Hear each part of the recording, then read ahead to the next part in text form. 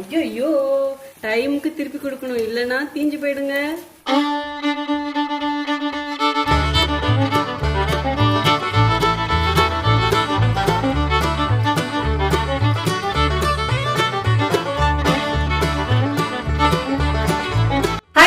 Welcome to cook with Sangeetha. இன்னைக்கு நம்ம பார்க்க போறது ஒரு ஸ்நாக்ஸ் ரெசிபி. வெங்காய வடை தான் செஞ்சு காட்ட போறேன். கேரளாவுல இது நிறைய டீ கடையில கிடைக்கும், அவ்வளோ டேஸ்டா இருக்கும். இந்த ரெசிபியை நான் எங்க மாமியார் கிட்ட இருந்தா கத்துக்கிட்டேன். 70 வயசு ஆகுது, இந்த வயசுலயும் அவ்வளோ டேஸ்டா செய்வாங்க. நாங்க ஊருக்கு எப்பெல்லாம் வருமோ அந்த டைம்ல இந்த வடையை செஞ்சு கொடுப்பாங்க. நான் டயட்னு சொல்லிட்டு எப்பயுமே ஆயில பொரிச்சதெல்லாம் சாப்பிட மாட்டேன். ஆனா இந்த வெங்காய வடை மட்டும் எப்பயுமே ஊருக்கு வரும்போது கேட்டு வாங்கி சாப்பிடுவேன். அவ்வளோ ருசியா இருக்கும். வெங்காய வடைனாலே நம்ம எல்லாரும் பயப்படுவோம், ரொம்ப எண்ணெய் இழுக்கும்னு சொல்லிட்டு. வெங்காய வடைய எப்படி எண்ணெய் கம்மியா இழுக்கிற மாதிரி செய்யறதுங்கிறத நான் வீடியோல சொல்ல போறேன். பிளீஸ் அதை ஃபாலோ பண்ணுங்க. அதே மாதிரி இந்த வெங்காய வடைய நம்ம கடலை மாவுல செய்ய போறது கிடையாது. இதோட ஸ்பெஷல் மைதா மாவுல செய்ய போறோம். நிறைய வெங்காயமும் கொஞ்சமா மாவு வச்சுதான் செய்ய போறோம். அவ்வளோ ருசியா இருக்கும். பிளீஸ் சங்கீதாவை நம்புறவங்களா இருந்தா கண்டிப்பா இந்த ரெசிபிய ஒரே ஒரு வாட்டி ட்ரை பண்ணி பாருங்க. இது ஒரு தடவை செஞ்சீங்கன்னா கண்டிப்பா திரும்ப திரும்ப செய்வீங்க. அவ்வளவு ருசியா இருக்கும். நம்ம சேனலை யாரெல்லாம் என்ன சப்ஸ்கிரைப் பண்ணலையோ சப்ஸ்கிரைப் பண்ணுங்க. பிளீஸ் கீழே இருக்கிற பெல் பட்டனை மறக்காம ஆள் கொடுங்க. அப்பதான் நான் போடுற வீடியோ உங்களுக்கு உடனே வரும். வாங்க இப்ப எப்படி செய்யறதுன்னு பார்க்கலாம். வெங்காய வடை செய்யறதுக்கு இப்ப ஃபர்ஸ்ட் நம்ம ஒரு பவுல் எடுத்துக்கிட்டோம். பாருங்க, 4 பெரிய வெங்காயம் மெலிசா கட் பண்ணி வச்சிருக்கேன். அதுவும் இதுலயே போட்டுக்கலாம். பாருங்க, இந்த வெங்காயம் எப்படி கட் பண்ணுங்கிறது ரொம்ப ரொம்ப முக்கியம். இந்த வெங்காயத்தை மெலிசா கட் பண்ணும், ஆனா ரொம்ப மெலிசாவும் இருக்க கூடாது, ரொம்ப திக்காவும் இருக்க கூடாது. பாருங்க, இந்த மாதிரி இருக்கணும். அப்பதான் வெந்து வரும்போதும் கரெக்டா இருக்கும். 1/2 டீஸ்பூன் உப்பு போட்டுக்கலாம். தூள் உப்பு போடுங்க, அப்பதான் கரையும். இப்ப இந்த வெங்காயத்தையும் உப்பும் சேர்த்து நல்லா பெசரி கொடுங்க. இந்த வெங்காயத்துல இருந்து தண்ணி எல்லாம் கொஞ்சம் அப்படியே வெளியே வரும். அந்த தண்ணியே போதும் நமக்கு இந்த வடை செய்யறதுக்கு. எக்ஸ்ட்ரா தண்ணி ஊத்தணுங்கிற அவசியம் கிடையாது. 2 நிமிஷம் இப்படியே பெசரி கொடுங்க. பாருங்க, இந்த அளவுக்கு ஆனா போதும். என் கை பாருங்க நல்லா ஈரமா இருக்கு. இப்ப இந்த வெங்காய வடைக்கு தேவையான பொருட்கள் எல்லாத்தையும் போட்டுக்கலாம். சின்னதா ஒரு துண்டு இஞ்சி பொடியா கட் பண்ணி போட்டுக்கோங்க. 5 பல்லு பூண்டு துருவி வச்சிருக்கேன், இதுவும் போட்டுக்கலாம். எங்க மாமியார் பூண்டு போட மாட்டாங்க, ஆனா சங்கீதா ஸ்டைல்ல பூண்டு ஆட் பண்ணிருக்கேன். ஏன்னா பிளேவர் நல்லா இருக்கும், அதனால நான் ஆட் பண்ணிருக்கேன். உங்களுக்கு விருப்பப்பட்டா பூண்டு போட்டுக்கோங்க, இல்லைன்னா வேண்டாம். 2 பச்சை மிளகா பொடியா கட் பண்ணதும் போட்டுக்கலாம். பச்சை மிளகாய நல்லா பொடியா கட் பண்ணுங்க. ஏன்னா இது எடுத்து வச்சுட்டு சாப்பிட முடியாது, அதனால பொடியா கட் பண்ணீங்கன்னா நம்ம கடிச்சாலும் தெரியாது. 1 டீஸ்பூன் சோம்பு போட்டுக்கலாம். 1/2 டீஸ்பூன் வெறும் மிளகாய் பொடி போட்டுக்கலாம். இப்ப இது எல்லாத்தையும் நல்லா கிளறி கொடுங்க. உப்பு நீங்க பாருங்க, உங்களுக்கு எவ்வளவு தேவையோ அதுக்கு தகுந்த மாதிரி போட்டுக்கோங்க. நான் போட்டிருக்கிற மிளகாய் பொடி காஷ்மீர் மிளகாய் பொடி, ஏன்னா நல்ல கலர் கிடைக்கிறதுக்காக போட்டேன். அதுல இருந்து காரம் வராது. இந்த பச்சை மிளகா தான் நம்ம வடைக்கு தகுந்த காரம் கொடுக்கும். இப்பயே நல்லா வாசனை அடிக்குது, அந்த வெங்காய வடையோட வாசனை. நான் சொல்ற ஸ்டெப்பை அப்படியே ஃபாலோ பண்ணுங்க. உங்களுக்கும் நான் எப்படி செய்யறனோ அதே டேஸ்ட்லயே கிடைக்கும். எல்லாம் நல்லா ஒண்ணு சேர்ந்து கிளறி கொடுத்தாச்சு. இந்த அளவுக்கு இருந்தா போதும். பாருங்க, 1/2 கப்பு மைதா மாவு எடுத்திருக்கேன். இந்த மைதா மாவை கொஞ்சம் கொஞ்சமா போட்டு பிசையணும். இங்க பாருங்க, நான் இப்ப கொஞ்சம் போடுறேன், ரொம்ப போடக்கூடாது. மைதா மாவு போட்டுதான் எங்க மாமியார் செய்வாங்க, ரொம்ப டேஸ்டா இருக்கும். இப்ப இன்னும் கொஞ்சம் போடலாம். எல்லாத்தையும் ஒட்டுக்கா போட்டுறாதீங்க. ரொம்ப மாவு போட்டீங்கன்னா இந்த வெங்காயம் இருக்கிறதே தெரியாது, அதனால கொஞ்சம் கொஞ்சமா போடுங்க. இந்த வெங்காயத்தை நல்லா இப்படி வடை பிடிக்கிற மாதிரி வரணும், அந்த அளவுக்கு நம்ம மாவு போட்டா போதும். நான் எடுத்திருக்கிற அளவு கரெக்டா இருக்கும். ஆனா நீங்க வெங்காயம் எப்படி போடுறீங்களோ அதுக்கு தகுந்த அளவு எடுக்கணும். வெங்காயம் பெருசா இருந்தா இன்னும் கொஞ்சம் மாவு சேர்த்து பிடிக்கும். நீங்க எடுக்கிற வெங்காயம் சின்ன சைஸா இருந்தா இன்னும் கொஞ்சம் மாவு கம்மியா பிடிக்கும். நான் சொல்ற இந்த குறிப்புகளை கரெக்டா ஃபாலோ பண்ணுங்க. அப்படின்னாதான் வெங்காய வடை உங்களுக்கு சூப்பரா கிடைக்கும்.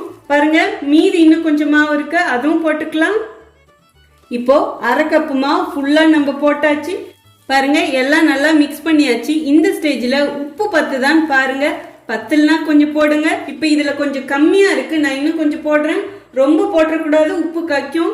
இப்ப எல்லாத்தையும் சேர்த்து நல்லா கிளறி கொடுங்க. இப்படி பிடிக்கும் போதும் நல்லா உருண்டை வர அளவுக்கு நல்லா கிடைக்கணும். இந்த மைதா மாவு போடுறதே இது எல்லாம் ஒன்று சேர்ந்து பிடிக்கிறதுக்கு தான். வெறும் வெங்காயத்தை மட்டும் நம்ம போடவே முடியாது. இதில் ஏதாவது ஒரு மாவு நம்ம கலக்கியே ஆகணும். மைதா மாவு சூப்பரா டேஸ்ட் இருக்கும். கடலை மாவு போட்டீங்கன்னா இந்த அளவு டேஸ்ட் வராது. கோதுமை மாவு போட்டீங்கன்னா அதுவும் டேஸ்ட் வேற மாதிரி இருக்கும். பாருங்க எல்லாம் நல்லா பிசைஞ்சாச்சு, உப்பும் கரெக்டா இருக்கு. இந்த ஸ்டேஜ்ல 2 கொத்து கருவேப்பிலை பொடியா கட் பண்ணி போட்டுக்கோங்க. இப்ப இதுவும் சேர்த்து நல்லா மிக்ஸ் பண்ணி கொடுங்க. கொத்தமல்லி தலை இந்த ரெசிபிக்கு போடக்கூடாது. நம்ம தண்ணியே விடல, தண்ணி விட்டீங்கன்னா ரொம்ப எண்ணெய் இழுத்துடும். இந்த அளவுக்கு இருந்தா கரெக்டா இருக்கும். இப்ப நம்ம இதை உருண்டையா புடிச்சு எடுத்துக்கலாம். தண்ணி தொட்டு உருண்டை பிடிக்க கூடாது, அப்படியே பிடிச்சிங்கனாலே வந்துடும். இங்க பாருங்க, உருண்டை பிடிக்கிற பதத்துக்கு நமக்கு இருக்கணும். இப்ப இது எல்லாத்தையும் உருண்டை பிடிச்சி வச்சுக்கலாம். நான் அதுக்கு வேற ஒரு ட்ரே எடுத்துக்கிறேன். பாருங்க எந்த அளவுக்கு உங்களுக்கு வடை சைஸ் வேணுமோ அந்த அளவுக்கு மாவு எடுத்துக்கோங்க. இங்க பாருங்க இப்படி நல்லா உருட்டுங்க. கையில தண்ணியோ எண்ணெயோ தடவாதீங்க. அதுவும் தண்ணி தடவுனீங்கன்னா கண்டிப்பா எண்ணெய் இழுக்கும். இந்த வெங்காயத்துல இருக்கிற தண்ணியே நமக்கு கைக்கு உருண்டை பிடிக்க வரும். இந்த அளவு இருந்தா போதும். இப்ப எல்லா உருண்டையும் இதே மாதிரி பிடிச்சி எடுத்துக்கலாம்.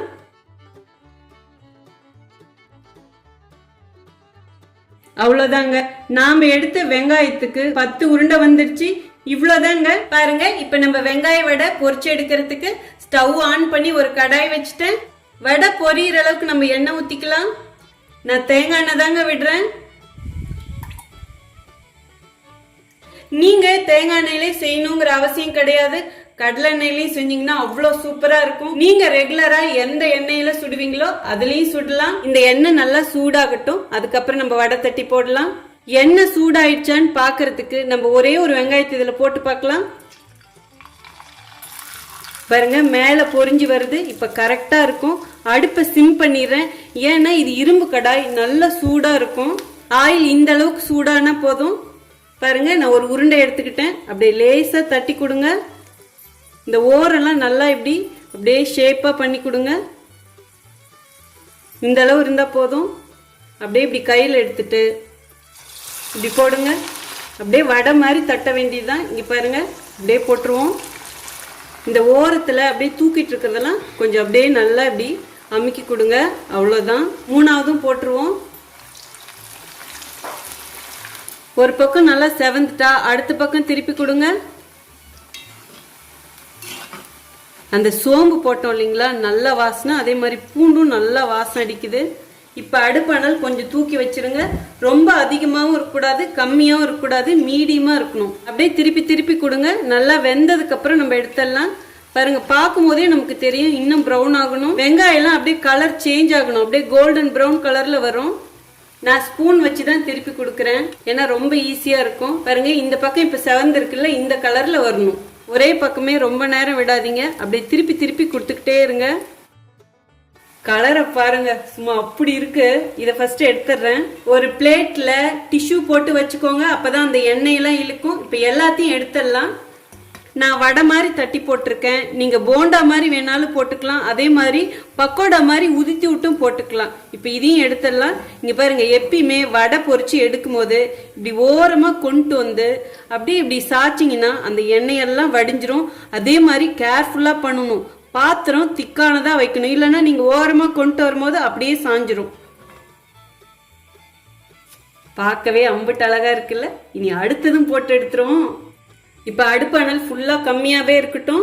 பாருங்க இன்னொரு உருண்டை எடுத்துக்கிட்டேன். இப்படியே இதுல போட்டுருவோம். இடம் இல்லைன்னா அப்படியே ஓரமா தள்ளி கொடுத்துட்டு அப்படியே போடுங்க. இப்ப இதுவும் எடுத்துடலாம். லாஸ்ட்டும் நம்ம போட்டாச்சு. இனி இது வெந்து எடுத்துட்டா அவ்வளவுதான். இனி சாப்பிட நம்ம ரெடி ஆயிடலாம். இப்ப இதுவும் வேகட்டும். அவ்வளவுதாங்க, லாஸ்ட் இதுதான். இப்ப இதுவும் எடுத்துடலாம். ஸ்டவ் ஆஃப் பண்ணிடலாம்.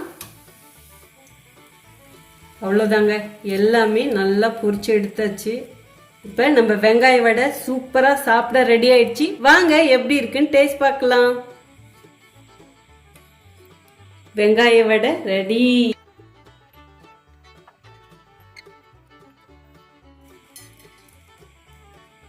அவ்வளவுதாங்க, நம்ம வெங்காய வடை சூப்பரா ரெடி ஆயிடுச்சு.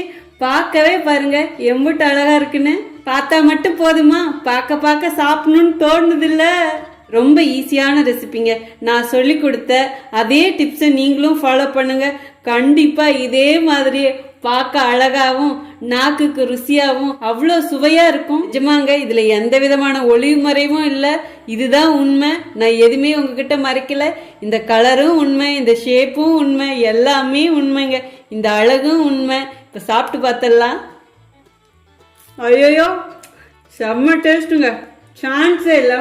ஆயில் கொஞ்சம் இருக்கிறது தெரியுது, பட் ரொம்ப ஆயிலா தெரியல. வெரி டேஸ்டிங்க. சொல்லணும்னா அப்பா, உப்பு காரம் சும்மா எல்லாமே கரெக்டா இருக்கு. இங்க பாருங்க, நிஜமாங்க அவ்வளோ சூப்பரா இருக்கு. நான் நம்ம சேனல்ல ஸ்நாக்ஸ்ல அவ்வளோ போட்டதில்லை. ஏன்னா ஆயில் பண்ட நான் அவ்வளோ செய்ய மாட்டேன். நான் டயட்டுங்கிறதுனாலயே நிறைய அதெல்லாம் செய்யறது கிடையாது. பட் நம்ம சப்ஸ்கிரைபர்ல ஸ்நாக்ஸ் ரெசிபி கேட்டிருந்தாங்க. உங்களுக்காக தான். அதுவும் எங்க மாமியார் எனக்கு சொல்லி கொடுத்த அதே மாதிரியே உங்களுக்கு செஞ்சு காமிச்சிருக்கேன். எக்ஸ்ட்ரா நான் போட்டது பூண்டு மட்டும் தான். நிஜமா பூண்டு சேருங்க. ஐயோ, அவ்வளோ வாசனையா இருக்குங்க. சங்கீதா ஸ்டைல செய்யணும்னா இதுல பூண்டு நீங்க தோலோட தட்டி போட்டு செய்யுங்க, அவ்வளோ ருசியா இருக்கும். நம்ம சேனல்ல ஒரு சிலர் கேக்குறாங்க, பூண்டு தோலோட போட்டா வயிற்றுல மாட்டிக்காதா, குடல்ல மாட்டிக்காதா அப்படின்னு. அந்த மாதிரி கமெண்ட்ஸ் எல்லாம் அவாய்ட் பண்றதுக்காக தான் நான் பூண்டு தோல் இல்லாம போட்டேன். என்னுடைய ரெசிபி மாதிரி நீங்களும் செஞ்சு பார்க்கணும்னா இதுல தோலோட பூண்டு தட்டி போட்டு செய்யுங்க, அவ்வளோ ருசியா இருக்கும். என்னங்க சொல்றது, அம்புட்டு டேஸ்டா இருக்குங்க. உங்களுக்கு சத்தம் கேக்குதா? ஆஹா, சான்ஸே இல்லைங்க. மைதா மாவு உடம்புக்கு நல்லது இல்லதான். ஆனாலும் எப்பயாவது ஒரு வாட்டி இந்த மாதிரி செஞ்சு சாப்பிடலாம். நிஜமாங்க, நான் சொன்ன அளவுகளோட இதே மாதிரியே ட்ரை பண்ணி பாருங்க, அவ்வளோ டேஸ்டா இருக்கு. எங்க பையனுக்கு 1 ரூபா கொடுத்துறேன். ரொம்ப நேரம் வெயிட் பண்ணிட்டு இருக்கான். கிருஷ்ணாவா, எப்படி இருக்கு? நல்லா சாப்பிட்டு சொல்லு. 1 காலியா போதுங்க. 10 வடை வந்தது. சத்தியமாங்க செம்ம சூப்பரா இருக்கு. வீட்டுக்கு யாராவது உரம்பரை வந்தா ரொம்ப சீக்கிரமா இதை செஞ்சிடலாங்க. அவ்வளோ சிம்பிளான ரெசிபி. இவ்வளோ சூப்பரா இருக்கிற வடைய கண்டிப்பா நீங்க ட்ரை பண்ணி தானே ஆகணும். எங்க மாமியார் செஞ்ச சும்மா வாங்க, நிஜமாங்க. அவங்க கையால எது செஞ்சு கொடுத்தாலும் எனக்கு ரொம்ப பிடிக்கும். அவங்க செய்யற பலகாரத்திலேயே எனக்கு இந்த வெங்காய வடை ரொம்ப பிடிக்கும்.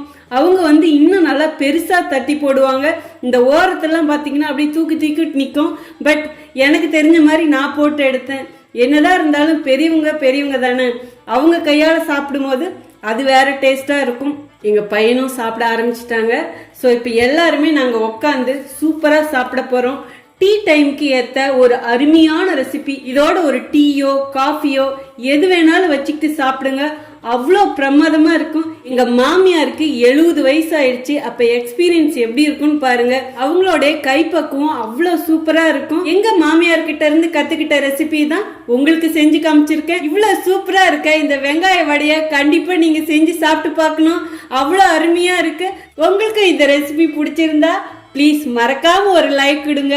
ரொம்ப பிடிச்சா ப்ளீஸ் உங்க ஃப்ரெண்ட்ஸ் அண்ட் ஃபேமிலிக்கு ஷேர் பண்ணுங்க. அதே மாதிரி நீங்க எனக்கு கொடுத்துக்கிட்டு இருக்க ஆதரவுக்கு ரொம்ப நன்றி. உங்களுக்கு என்ன ரெசிபி வேணுமோ ப்ளீஸ் கமெண்ட் பாக்ஸ்ல சொல்லுங்க. கண்டிப்பா என்னால முடிஞ்ச வரைக்கும் நான் எல்லா ரெசிபியும் செய்யறேன். இப்ப நாங்க எல்லாரும் ஃபேமிலியோட உட்காந்து என்ஜாய் பண்ணி இது சாப்பிட போறோம். இதோட ஒரு டீ மட்டும் வச்சு சும்மா சூப்பரா சாப்பிடுங்க.